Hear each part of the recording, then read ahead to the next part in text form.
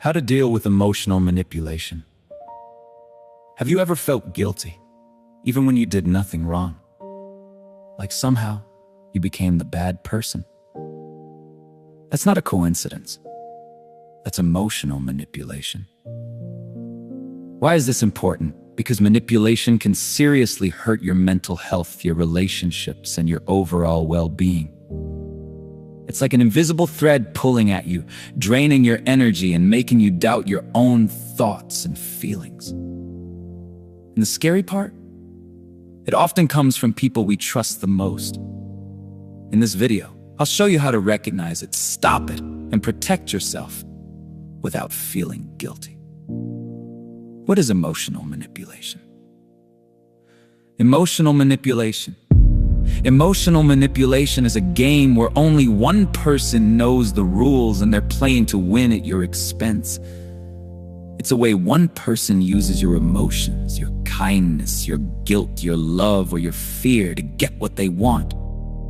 They might manipulate your perception of reality, make you question yourself, or just wear you down until you agree.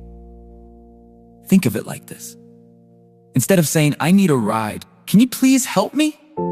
A manipulator might say, "Ugh, my car is broken, and I have to walk 3 miles in the rain, but I know you're super busy, so don't worry about it." Do you see the difference? The first person is asking for help. The second person is trying to make you feel bad, so you offer to give them a ride, all while making it seem like your idea.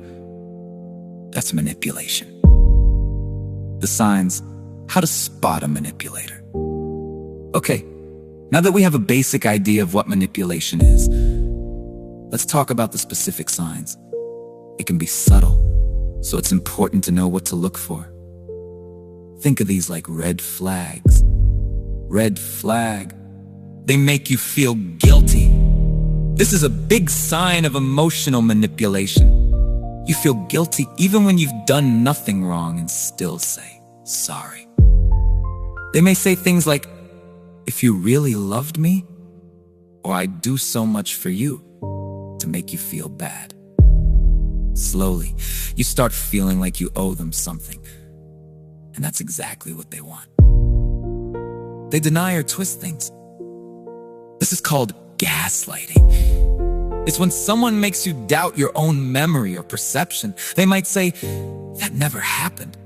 You're being crazy oversensitive. I was just joking," even if it wasn't funny. This makes you feel like you can't trust your own mind, which makes you more dependent on them. They blame you for their problems. Let's say they're angry. Instead of owning up to their feelings, they might blame you. "If you hadn't forgotten to buy milk, I wouldn't be so stressed right now."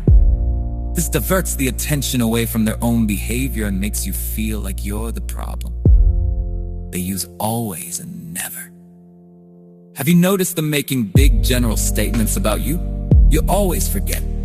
You never listen. This isn't helpful communication. It's meant to make you feel like a bad person overall, not just address a specific situation. They give you the silent treatment. Instead of talking through an issue, they just stop speaking to you. They ignore your texts, your calls, and your presence. This is a subtle way to punish you and make you beg for their forgiveness or attention. They try to control you.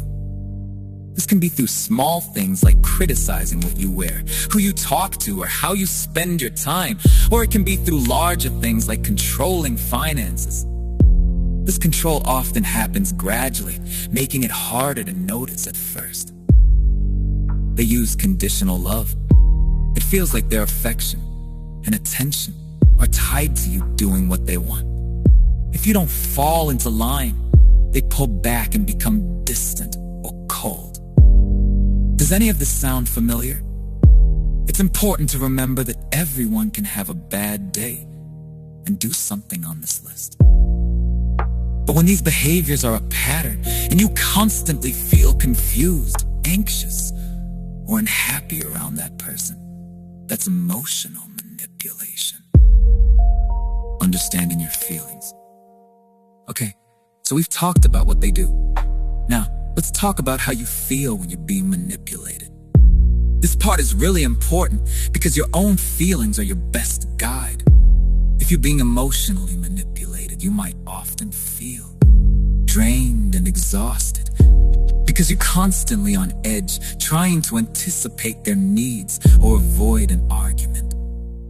Anxious and nervous. You never know what's going to trigger them, and you might feel like you're always about to do something wrong. Confused and disoriented. Their words and actions don't match, or they twist things so much that you're not sure what's real anymore. Guilty and responsible.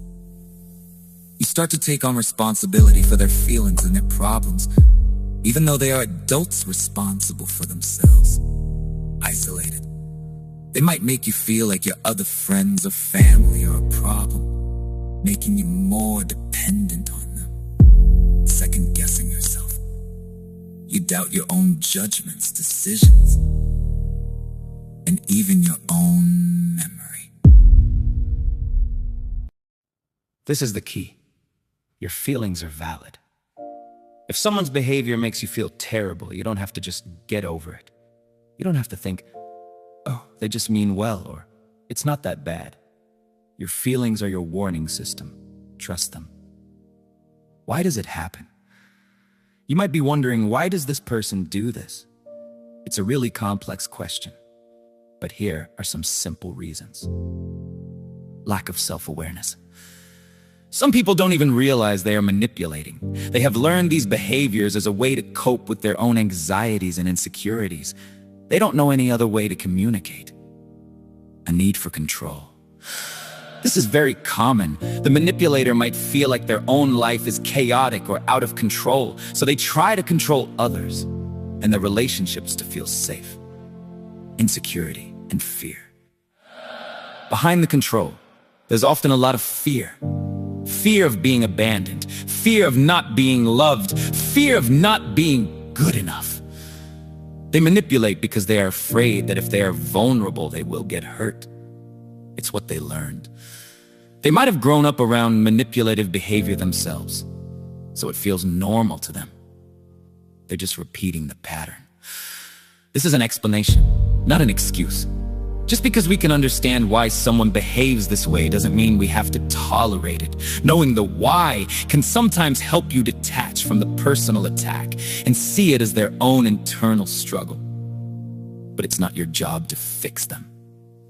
The steps. How to reclaim your power. Okay, we've talked a lot about understanding the problem. Now, let's focus on the solution. How do you deal with emotional manipulation? It's not about fighting fire with fire, but about building up your own strength and setting strong boundaries. Step 1. Trust your gut and acknowledge the reality. This is the first and most important step. If you constantly feel confused, anxious, or guilty around someone, acknowledge that something is not right. Stop telling yourself, it's not that bad. Start trusting your feelings. This isn't about blaming the other person. It's about validating your own experience. Step 2. Know your rights in a relationship. It sounds simple, but reminding yourself of what you deserve in a relationship can be really powerful. In any healthy relationship, you have the right to express your own feelings, needs, and opinions, even if they're different. Say no, without having to justify or apologize for it. Not be controlled or manipulated. Be treated with respect and kindness. Step 3. Recognize the pattern. For a while, just observe, don't react, don't argue. Just notice what they say and how they try to make you feel when they try to guilt trip you. Think to yourself, they're using guilt again. When they give you the silent treatment, think, there's the silent treatment. By observing instead of reacting, you break the cycle. They expect you to apologize or become defensive. When you don't, you start to take back the power. It helps you see the manipulation for what it is, a tactic, not a true expression of love or communication. Step 4, back and build your support team. Dealing with manipulation can be isolating. You need people who support you, people who see your value, validate your feelings, and remind you of who you are. This could be friends, family, a therapist, or even an online community. Talking to someone who is not involved can help you see the situation more clearly. Sometimes you might need to physically or emotionally distance yourself for a while to regain your perspective. This doesn't mean ending the relationship, but it might mean spending less time with them or limiting what you share. Step 5, focus on you and practice self-care. The ultimate antidote to manipulation is strength from within. Spend time doing things that make you feel happy, capable, and confident. Focus on your own hobbies, goals, and well-being. Go for a walk.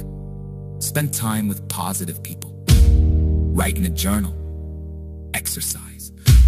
A simple summary. That was a lot to cover, but I hope this has been helpful. Remember, dealing with emotional manipulation is a process. It takes time and practice. You're strong, you are capable, and you deserve to be treated with kindness and respect. Start with just one small step today. Maybe it's just acknowledging how you're feeling. Maybe it's saying no to one small request. You've got this. If this video has been helpful, please give it a thumbs up and subscribe to the channel for more videos on well-being and relationships. And of course, I'd love to hear from you in the comments. Have you ever dealt with manipulation? What steps have you found helpful? Let's build a supportive community here. Thank you so much for watching. And remember, take care of yourself. You're worth it. See you in the next one!